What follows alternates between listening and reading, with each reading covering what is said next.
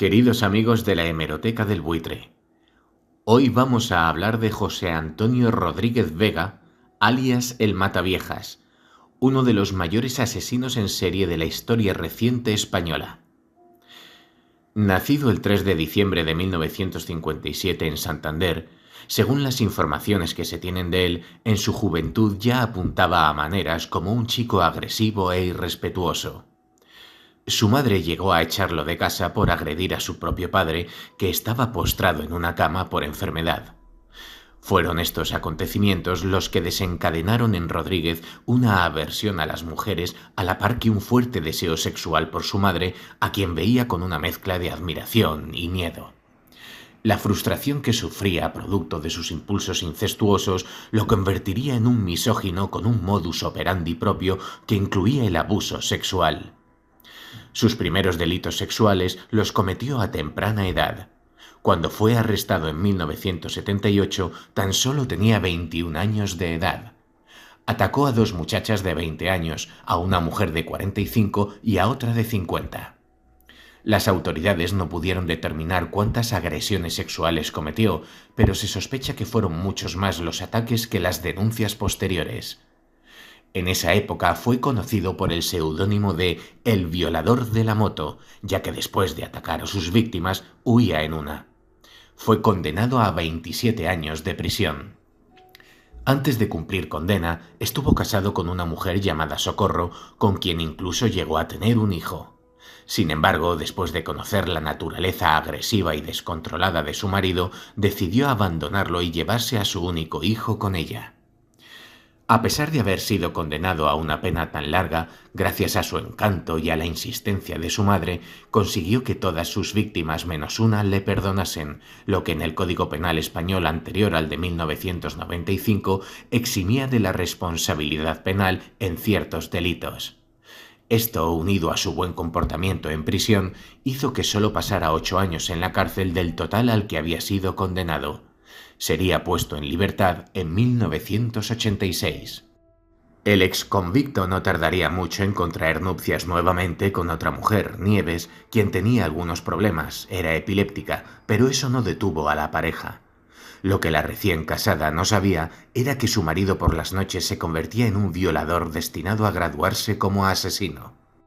José Antonio y Nieves alquilaron un piso en la calle Cobo de la Torre número 2 de Santander, un lugar que se convertiría en la casa personal de los horrores del Mataviejas. A partir de ahí, el Mataviejas se convirtió en un asesino en serie que llegó a asesinar al menos a 16 mujeres, todas ellas mayores de 60 años. Sus acciones tuvieron lugar entre 1987 y 1988. Se trataba de un asesino extremadamente meticuloso. No era un asesino impulsivo. Elegía cuidadosamente a sus víctimas y luego llevaba a cabo labores de vigilancia. Todas sus víctimas fueron mujeres de edad avanzada que vivían solas, probablemente un sustituto psicológico para los deseos sexuales que aún sentía por su madre. Estaba convencido de que lo que le ocurría era normal. No pensó en buscar ayuda, puesto que decidió aceptar sus parafilias e intentar satisfacerlas de la manera más rápida que pudiese. Para él, todos los actos violentos que había cometido estaban justificados por las acciones del resto de personas. Todo el mundo ha pegado a su padre y su madre y a su mujer y a sus hijos. Eso es por naturaleza, declaró en una entrevista, de la misma manera que también llegó a asegurar que todos los hombres sienten deseos de violar a sus madres. Conocía las rutinas de sus víctimas al dedillo, por lo que sabía cuáles eran las horas más idóneas para iniciar sus ataques con el riesgo mínimo de ser descubierto. Sabía quiénes las visitaban y a qué hora. Todo estaba calculado. Para poder pasar a los domicilios no hacía uso de excusas muy elaboradas, todo lo contrario. Algunas podían llegar a ser incluso caricaturescas, ya que era albañil y sabía exactamente qué decir para alarmar a su víctima y que ésta le permitiese entrar a arreglar alguna avería, aunque otras veces se hacía pasar por electricista o técnico de televisión. De esta manera se ganaba su confianza, se ofrecía para ayudarlas en otras tareas como subirles la compra o hacer chapuzas típicas del hogar.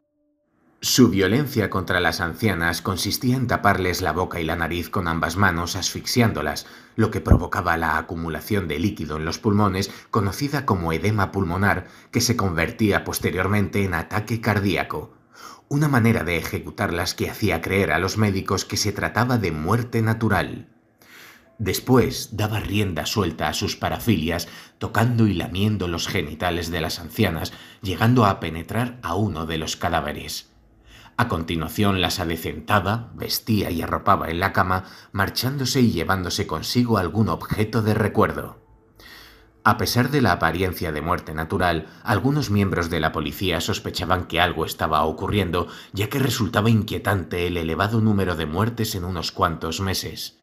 A pesar de las sospechas, la cautela de Rodríguez había logrado mantener a los agentes en vilo a la espera de ese pequeño detalle que pudiese arrancar una investigación exitosa.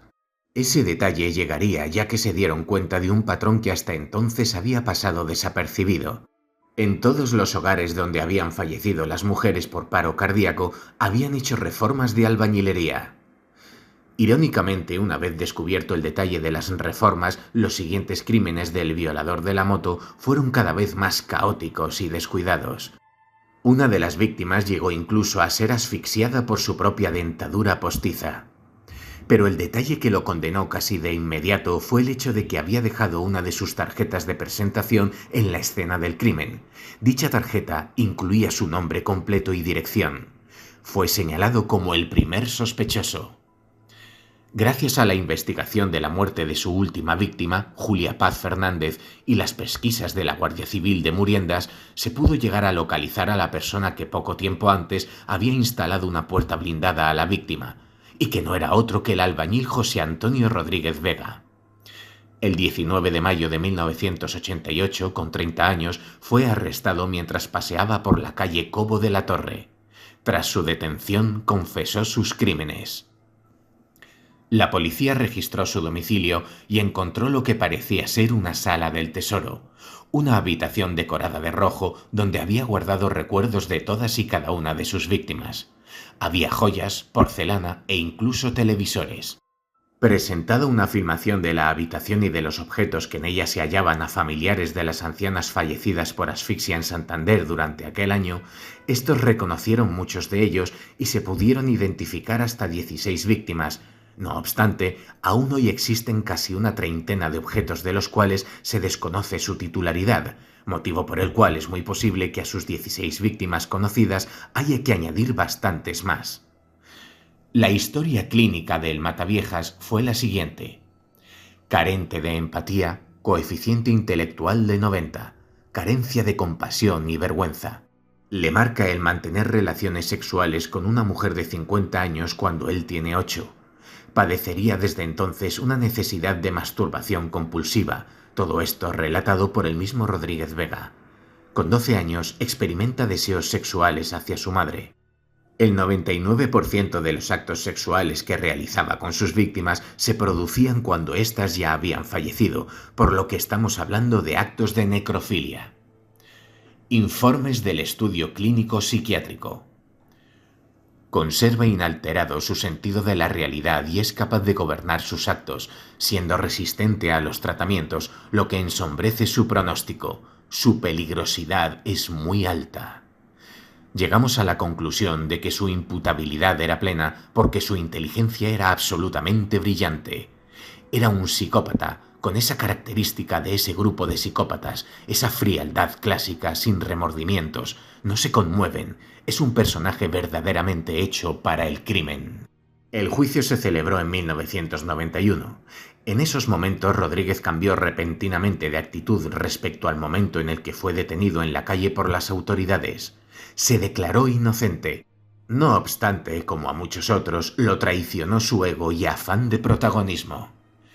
El 5 de diciembre de 1991 fue condenado por la Audiencia Provincial de Santander a 440 años de cárcel.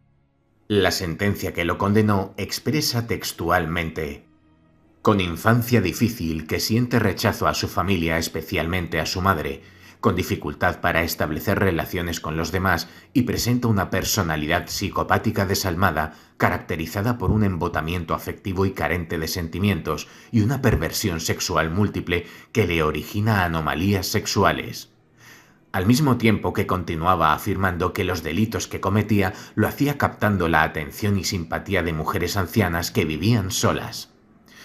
Fue de prisión en prisión concediendo entrevistas hasta que fue trasladado a una prisión con códigos que se hacían respetar.